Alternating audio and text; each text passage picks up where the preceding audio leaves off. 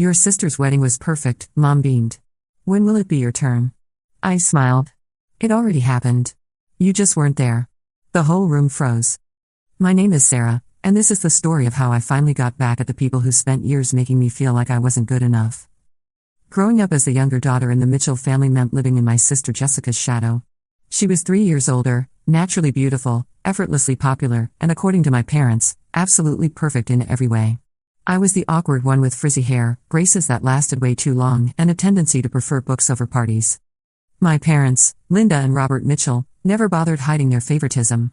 Jessica got a new car for her 16th birthday while I got a lecture about responsibility when I asked for driving lessons. She received a full ride to her dream college, while I worked 2 jobs to pay for community college.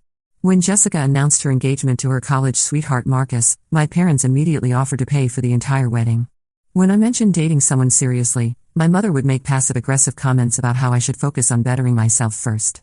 After 25 years of being treated like the less important daughter, the breaking point came when I met David Chen, a pediatric nurse who worked at the Children's Hospital downtown. He was kind, funny, and saw something in me that my family apparently never could. We fell in love quickly and deeply. After dating for 18 months, David proposed during a quiet weekend getaway to the mountains. It wasn't flashy or Instagram-worthy, just the 2 of us, a beautiful sunset, and the most heartfelt proposal I could have imagined. When I called my parents to share the news, their reaction was underwhelming, to put it mildly. "Oh honey, that's nice," my mother said in that tone she used when she was clearly distracted. "Are you sure you're ready for marriage though? You're still figuring out your career, and well, you know how these things can be." My father's response was even worse. "Maybe you should wait until Jessica's wedding is over. We don't want to steal her thunder, do we?" Steal her thunder? Jessica's wedding was still 8 months away. But this was typical behavior from my parents. Everything revolved around Jessica and her perfect life. The months leading up to Jessica's wedding were a nightmare. Every family gathering became a Jessica appreciation session. My mother would spend hours showing me Pinterest boards of Jessica's wedding plans, gushing about the venue, the dress, the flowers, everything. Meanwhile, whenever I tried to mention my own engagement, the conversation would quickly shift back to Jessica or die out entirely. The final straw came at Jessica's bridal shower, which my mother insisted I help plan despite being given no real input on any decisions. I was relegated to menial tasks like addressing invitations and picking up decorations, while my mother and Jessica made all the important choices together. During the shower, my Aunt Margaret asked me when David and I were planning to tie the knot. "Oh, Sarah's not ready for marriage yet," my mother interrupted before I could answer. "She's still finding herself. Jessica has always been more mature about these things." Jessica just smiled and said nothing, which somehow made it worse than if she had been outright cruel. That night, I went home to David and cried for 2 hours. He held me while I vented about my family's treatment, how they made me feel invisible and unimportant. That's when David suggested something that would change everything. "What if we just did it?" he said quietly. "What if we got married without telling them?" At first, I thought he was joking. But the more we talked about it, the more appealing the idea became. Why should we wait for my family's approval or permission? Why should our happiness be put on hold for Jessica's perfect timeline? Over the next few weeks, we planned our secret wedding. We decided on a small ceremony at the Botanical Gardens across town, with just David's parents, his sister Amy, my best friend from college Rebecca, and her husband Tom as witnesses. David's family was thrilled and immediately embraced me as their own daughter. The contrast between their warmth and my family's coldness was stark. We hired a local photographer named Maria Santos who specialized in intimate weddings. The florist, an elderly woman named Rose who ran a small shop downtown, created the most beautiful bouquet of white peonies and eucalyptus. My dress came from a boutique that specialized in simple, elegant gowns. It wasn't expensive or elaborate, but when I put it on, I felt like the most beautiful woman in the world. The ceremony took place on a sunny Saturday morning on April 13th, exactly 2 months before Jessica's wedding. David's father, a retired minister, officiated. There wasn't a dry eye in the small group as David and I exchanged vows we had written ourselves. His promise to love me exactly as I am, never trying to change me or make someone else's idea of perfect. Mine promised to build a life together based on mutual respect and genuine partnership, not competition or comparison. After the ceremony, we had a small lunch at David's favorite restaurant, an Italian place that had been family-owned for 3 generations. The owner, Giuseppe, had known David since he was a child and insisted on preparing a special meal for us. We laughed, told stories, and celebrated with people who truly cared about our happiness. For our honeymoon, we took a week-long road trip to national parks in Utah and Colorado. No fancy resort or exotic destination, just the two of us exploring beautiful places and enjoying our new marriage. It was perfect in every way that mattered. When we returned, we decided to keep the marriage secret until after Jessica's wedding. We didn't want to create drama or give my parents ammunition to blame us for ruining Jessica's big day. We moved in together, telling my family we were just taking the next step in our relationship. My parents barely acknowledged this milestone. Jessica's wedding planning intensified as the date approached. My mother called me daily with updates about dress fittings, menu tastings, and flower arrangements. She expected me to be available for every emergency and breakdown, despite having shown zero interest in my own life. I played along, all while secretly wearing my wedding ring on a chain under my clothes. The week leading up to Jessica's wedding was absolutely chaotic. My mother transformed into what I can only describe as a wedding general, barking orders at vendors, family members, and anyone within a 10-foot radius. She called me at 7 in the morning 3 days before the wedding, practically hyperventilating because the florist had delivered the wrong shade of pink roses. "Sarah, you need to drive to the flower shop right now and fix this," she demanded. "Jessica will have a breakdown if everything isn't perfect." I looked at David, who was making us breakfast before his shift at the hospital.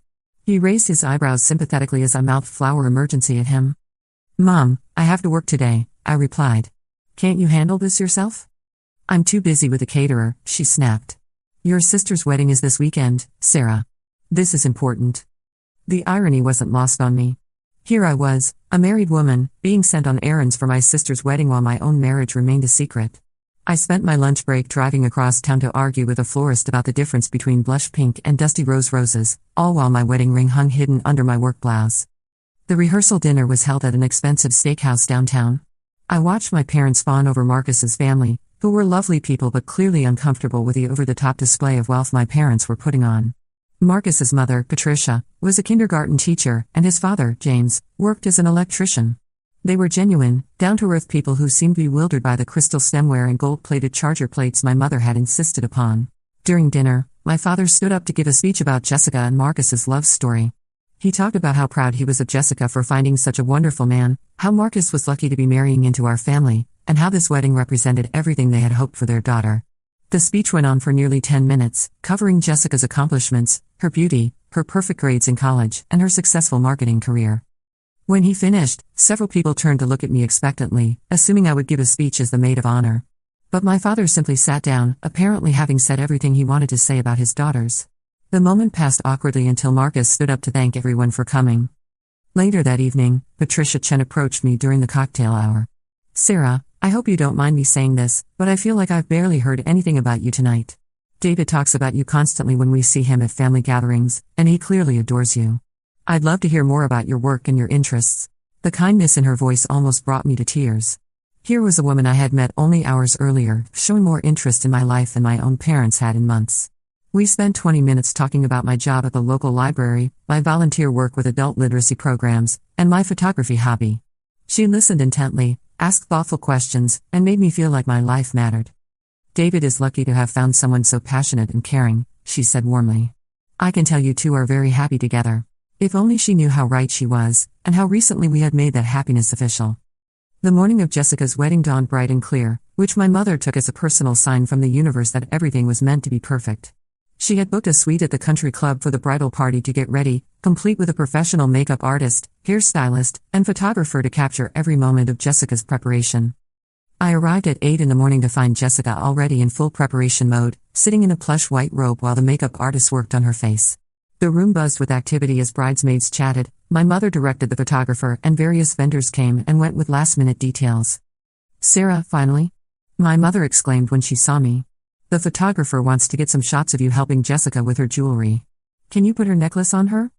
I dutifully fastened the diamond necklace around Jessica's neck, a family heirloom that had belonged to my grandmother. As I worked with the clasp, Jessica caught my eye in the mirror. "You know, I always imagined we'd be doing this together someday," she said quietly. "Getting ready for our weddings, helping each other with our dresses." For a moment, she sounded like the sister I remembered from childhood, before the competition and favoritism had created such distance between us. I almost told her then about my own wedding, about how beautiful it had been to have David's sister Amy help me with my dress, how we had laughed and cried together in the small bridal suite at the Botanical Gardens. But then my mother appeared with the photographer, positioning us for a series of candid shots, and the moment passed. The ceremony preparations were a masterclass in orchestrated perfection. My mother had hired a wedding coordinator, Elena Rodriguez, who managed the timeline with military precision. Every bridesmaid knew exactly when to walk down the aisle, how slowly to move, and where to stand. The groomsmen had been drilled on their positions and cues. Even the flower girl and ring bearer had been through multiple practice sessions. As we lined up outside the ceremony space, I caught sight of David in his seat. He looked handsome in his navy suit, and when our eyes met, he smiled and touched his chest where I knew he kept his wedding ring on a chain, just like I did. That small gesture reminded me that I wasn't alone in this performance, that I had someone who truly loved and supported me. The wedding ceremony was undeniably beautiful, if you enjoyed that sort of elaborate production. The venue was an upscale country club, with cascading white flowers, crystal chandeliers, and enough champagne to float a boat. Jessica looked stunning in her designer gown, and Marcus was handsome in his custom tuxedo. The guest list included over 200 people, most of whom barely knew the couple but were important for networking or social status. I served as a bridesmaid, wearing a pale pink dress that cost more than my entire wedding outfit. During the ceremony, I couldn't help but compare it to my own. Jessica's was elaborate and impressive, but mine had been filled with love and genuine emotion. I knew which one I preferred. The ceremony was undeniably beautiful, if you enjoyed that sort of elaborate production. The processional alone took nearly 10 minutes, with each bridesmaid walking down the pedal-strewn aisle at the pace of a funeral march. The officiant, a family friend who had known Jessica since childhood, gave a lengthy sermon about marriage that felt more like a performance for the assembled crowd than a spiritual moment between two people in love. During the vows, Jessica and Marcus recited words they had written together with help from a professional wedding speech writer. They were polished and romantic, full of references to destiny and fairy tales. As I stood behind Jessica holding her bouquet, I couldn't help but remember my own vows to David, stumbling over words as I tried to express emotions too big for language, tears streaming down my face as I promised to love him through whatever life brought us. The reception that followed was even more elaborate than the ceremony. The country club's ballroom had been transformed into what my mother called a romantic garden paradise, with thousands of roses, strings of fairy lights, and enough candles to illuminate a small city. Each table was set with gold-rimmed china, crystal glasses, and centerpieces that probably cost more than most people's monthly rent. I was seated at the head table between Jessica's college roommate Amanda and our cousin Jennifer, both of whom spent the entire cocktail hour discussing their own relationship drama. Amanda was in the middle of a messy divorce from her husband of 3 years, while Jennifer was dating a man her parents disapproved of because he was a chef rather than a lawyer or doctor. "At least you don't have to worry about any of that yet," Jennifer said to me during the salad course. "You're smart to take your time and really figure out what you want before settling down." I nearly choked on my wine. If she only knew that I had already figured out exactly what I wanted and had married him 2 months ago in a ceremony that felt more authentic than this entire production. The dinner service took over 2 hours, with multiple courses and wine pairings that the sommelier explained in excruciating detail. My parents had spared no expense, hiring a 5-star catering company that specialized in elevated dining experiences. The food was undeniably delicious, but I found myself thinking about the simple Italian lunch David and I had shared after our wedding ceremony, where Giuseppe had served us his grandmother's recipe for ossobuco and refused to let us pay because love should be celebrated with the best food and the biggest hearts. During the meal, various family members and friends stood up to give toasts. Jessica's college friends shared amusing stories about her dating adventures before Marcus. Marcus's best man recounted their friendships since childhood. My Uncle Robert told embarrassing stories about Jessica as a little girl that made everyone laugh. Even Marcus's shy younger brother managed a sweet speech about gaining a sister. When it came time for the traditional maid of honor toast, I stood up with my champagne glass, feeling the weight of my hidden wedding ring against my chest. I had spent days writing and rewriting this speech, trying to find words that were honest without being bitter, loving without being fake. "Jessica has always been the kind of person who knows what she wants and goes after it," I began, my voice steadier than I felt. "She's never been afraid to dream big or to work hard to make those dreams come true. Marcus, you're getting someone who will challenge you to be your best self while loving you exactly as you are. And Jessica, you've found someone who sees all the wonderful things about you that the rest of us have always known were there." It was true, even if our relationship was complicated. Jessica was determined and ambitious, qualities I actually admired even when they overshadowed my own quieter strengths. The toast was well received, and Jessica mouthed thank you to me as I sat down. After dinner, the dancing began with Jessica and Marcus's first dance to At Last by Etta James. They moved together beautifully, having taken months of lessons to perfect their choreography.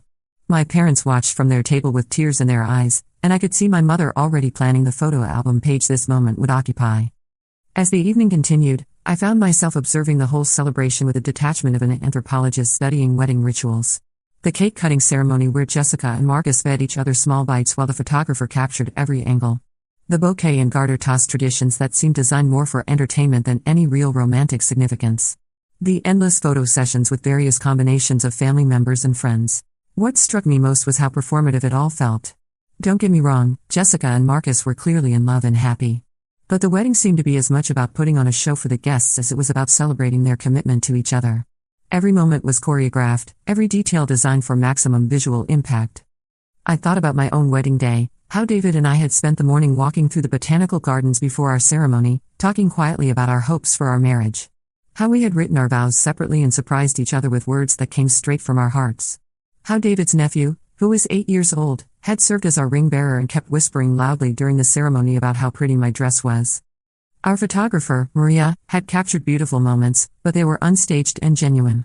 David wiping tears from my eyes during our vows. Me laughing as his father stumbled slightly over the words of the ceremony. The spontaneous group hug that happened after we were pronounced husband and wife. These weren't moments designed for social media or family photo albums, they were real emotions shared between people who cared about each other. Around 10 o'clock, the party was in full swing. The band my parents had hired was playing a mix of classic love songs and contemporary hits that kept the dance floor packed.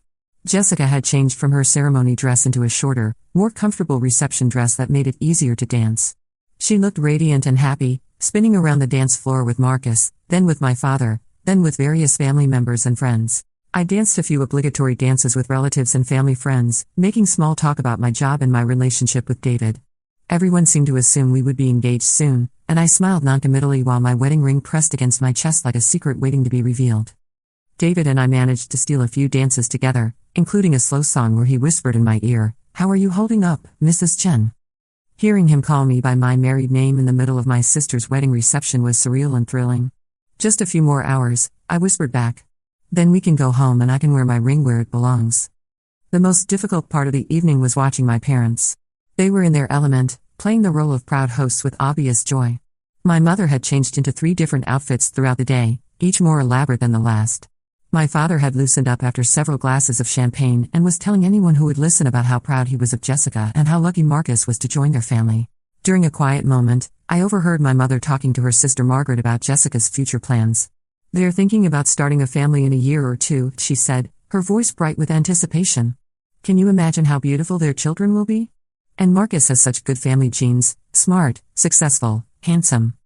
I wondered if my mother would ever speak about my future children with the same enthusiasm, or if they would always be secondary to Jessica's offspring and her affections.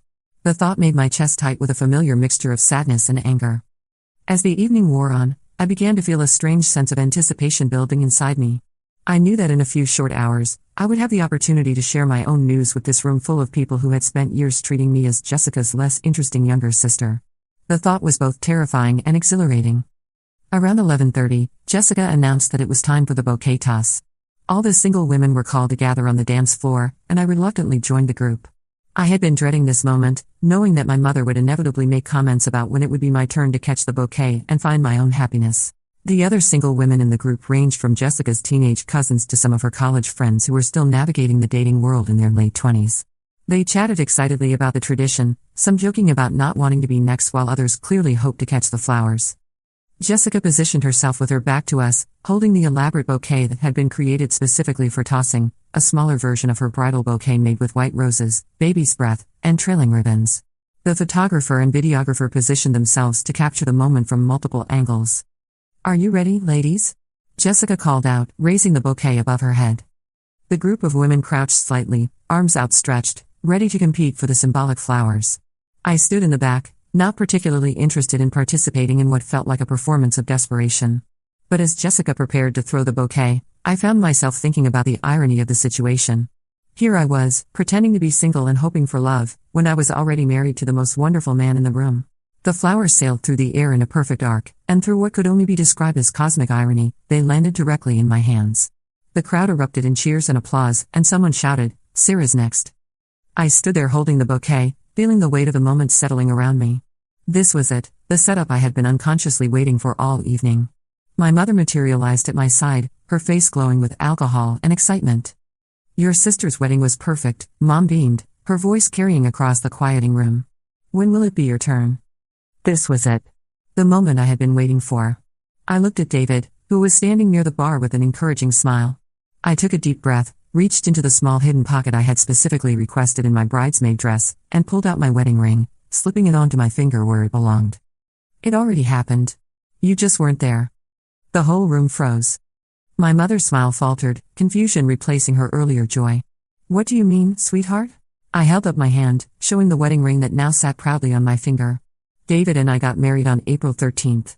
We had a beautiful ceremony at the Botanical Gardens with people who actually care about us. The silence was deafening. Jessica's mouth fell open, still holding her empty hands where the bouquet had been. My father's face went through several color changes before settling on an angry red.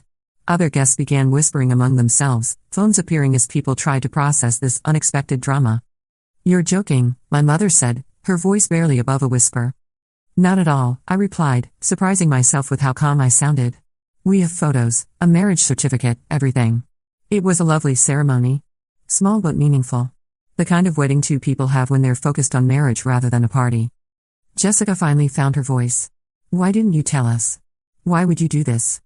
I turned to face my sister, this person who had unknowingly been the center of my family's universe for 28 years. When exactly should I have told you? During one of your dress fittings that I wasn't invited to? At your bridal shower where Mom told everyone I wasn't ready for marriage? Or maybe during one of the dozens of family dinners where every conversation was about your perfect relationship and your perfect wedding plans? My mother looked stricken. Sarah, we would have. We wanted to be there for you. Did you though? I asked, my voice getting stronger.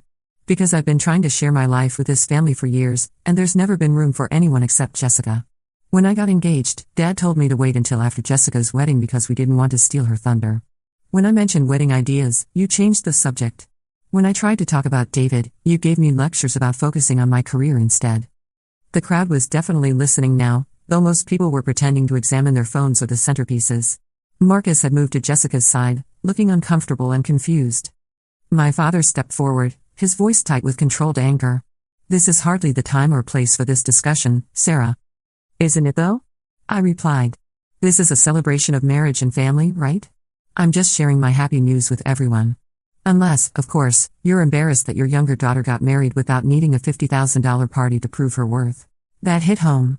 My father's jaw clenched, and my mother looked like she might cry. David approached and took my hand. Maybe we should go, he said quietly. Good idea, I agreed. I turned back to the room, many of whom were still staring. Thank you all for helping us celebrate. It's been enlightening. The fallout from my revelation was immediate and dramatic. The room, which had been filled with celebration and laughter just moments before, fell into the kind of silence you usually only hear in libraries or funeral homes. I could see people processing what I had said, some confused, others shocked, a few clearly delighted by the unexpected drama. Jessica's face went through several expressions in rapid succession: confusion, disbelief, hurt, and finally anger. Are you seriously doing this right now? She hissed, her voice low but carrying across the quiet room. At my wedding?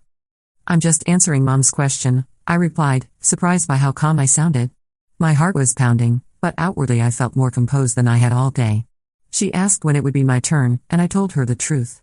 My father stepped forward, his face a mask of controlled fury. Sarah, this is completely inappropriate. We need to discuss this privately. Why? I asked. This is a celebration of marriage and family, isn't it? I thought you'd be happy to learn that I'm married to a wonderful man who loves me unconditionally.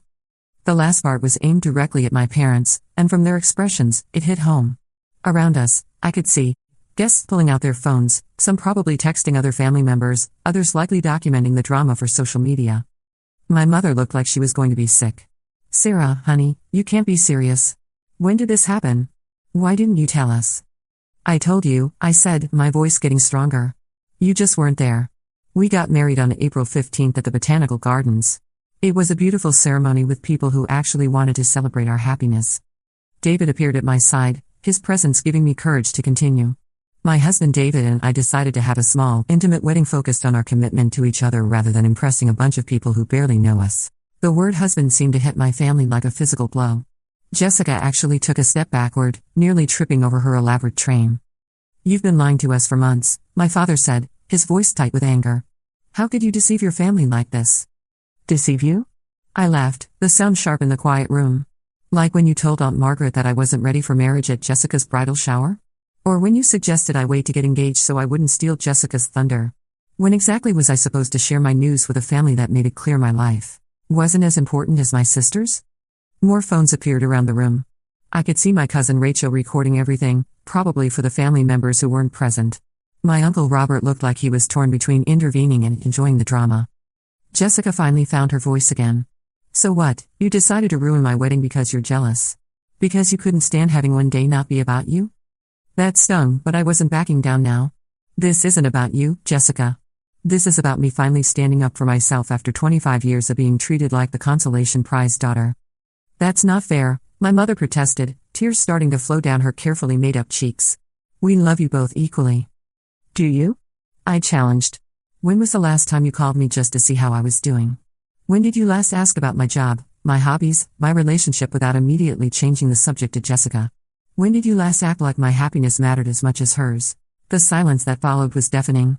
Around us, the wedding guests had formed a loose circle, some pretending to look away while clearly listening to every word.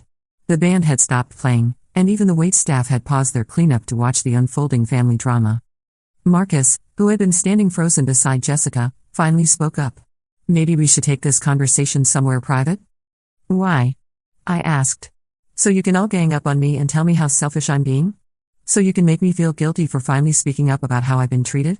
I don't think so. I turned to address the room at large, feeling reckless and liberated. I want everyone to know that David and I had a beautiful wedding ceremony 2 months ago. We exchanged vows we wrote ourselves, surrounded by people who love and support us. It was small but perfect, and I wouldn't change a single thing about it. Some of the older guests looked scandalized, but I noticed that several of the younger family members were nodding approvingly. My cousin Rachel had stopped recording and was actually smiling at me. Even some of Jessica's friends looked impressed by my boldness. David squeezed my hand. Sarah, maybe we should go home now, he said quietly. I nodded, suddenly feeling exhausted by the confrontation. The adrenaline that had carried me through my revelation was starting to fade, and I realized I was trembling slightly. Congratulations on a beautiful wedding, Jessica, I said, my voice softer now. I hope you and Marcus have a wonderful marriage. I really do. Jessica stared at me for a long moment, her eyes bright with unshed tears. I can't believe you did this, she whispered. I can't believe it took me this long, I replied. As David and I walked toward the exit, I could hear the whispers starting behind us, voices rising as people began to process what had just happened. My phone was already buzzing with text messages and missed calls. How do you feel? David asked as we reached his car. I thought about it for a moment, taking deep breaths of the cool evening air. Free, I said finally. Scared, but free. The drive home was quiet, both of us lost in thought about what had just transpired. I kept playing the scene over in my mind, wondering if I could have handled it differently, if there had been a better way to make my point. But then I remembered my mother's face when she asked about my turn, the casual assumption that I was still waiting for my life to begin while Jessica lived her perfect fairy tale. I remembered all the years of feeling invisible, all the times my achievements had been overlooked or minimized. Maybe my approach hadn't been perfect, but it had been honest. When we got home, I finally took the ring off the chain where I had been hiding it and confirmed it was back where it belonged on my finger. David did the same, and for the first time in 2 months, we looked like what we actually were, a married couple. No more hiding, I said, admiring how the ring caught the light. No more hiding, David agreed, pulling me into his arms. Though I have a feeling tomorrow is going to be interesting. He was right. My phone rang constantly for the next 3 days, with calls from family members, family friends, and people I hadn't spoken to in years who had heard about the drama through the extended family network. Some were supportive, others were critical, and a few were just calling for gossip. The most painful calls came from my immediate family. My mother left 17 voicemails, her tone cycling between tearful apologies and angry accusations. Jessica sent a series of text messages that grew increasingly hostile as I didn't respond immediately. My father, true to form, didn't contact me directly but had my mother relay his disappointment in my attention-seeking behavior. But there were positive responses too. My Aunt Margaret called to congratulate me and tell me she was proud of me for standing up for myself. Several cousins reached out to say they had always noticed the difference in how my parents treated Jessica and me. Even some of Jessica's friends contacted me to say they thought what I did took courage. The most surprising support came from David's family. When they learned what had happened at the reception, they were horrified by how my family had treated me over the years. Helen Chen called to apologize for not realizing how difficult things were for me and to invite me to their family gatherings anytime I needed people who appreciated me. You're our daughter now too, she said warmly. And we're so glad David found someone as strong and wonderful as you. 3 weeks after Jessica's wedding, my parents asked to meet with David and me. We agreed to have dinner at a neutral restaurant, not wanting to deal with the emotional weight of meeting at their house. The conversation was awkward and painful. My mother cried multiple times, insisting she had no idea I felt so excluded from the family. My father maintained that I had handled the situation poorly and embarrassed everyone involved. Neither of them seemed to truly understand why I had felt the need to keep my wedding secret. "We just wanted Jessica to have her perfect day," my mother kept repeating. "And what about my perfect day?" I finally asked. "Did it ever occur to either of you that I might want a family who cared about my happiness too?" The dinner ended without resolution, though my parents did ask to see our wedding photos. I showed them a few on my phone, watching their faces as they saw how happy and radiant I looked surrounded by people who loved me. 6 months later, my relationship with my family remains complicated. My mother makes more effort to include me in family conversations, though she still tends to focus primarily on Jessica. My father speaks to me cordially but without warmth. Jessica and I have an uneasy truce, but we've never been close, and this situation hasn't improved that dynamic. The extended family has mostly moved on, though I still get comments at gatherings about my surprise wedding. Some relatives think what I did was petty and dramatic, while others believe it was long overdue. I've learned not to care too much about their opinions. David and I are happier than ever. We bought a small house with a garden where we host dinner parties for friends who feel like chosen family. We've talked about having children, and I'm grateful they'll grow up knowing they're wanted and valued for exactly who they are. Sometimes I wonder if I should have handled things differently, if there was a way to make my point without creating such a public scene. But then I remember all the years of feeling invisible and unimportant, all the times my feelings were dismissed or ignored. Maybe my approach wasn't perfect, but it was honest. My family spent years teaching me that I didn't matter as much as Jessica, that my achievements were less important, that my happiness was secondary to maintaining their image of the perfect family. They created the situation where I felt the need to hide such an important milestone. The truth is, I don't regret my secret wedding. It was beautiful and meaningful, surrounded by people who genuinely cared about David and me as individuals. I don't regret revealing it at Jessica's reception either. After 28 years of being treated as the less important daughter, I finally found my voice. These days, when people ask about my family's situation, I tell them honestly that we're working on it. Some relationships can be repaired, and some just need to be redefined.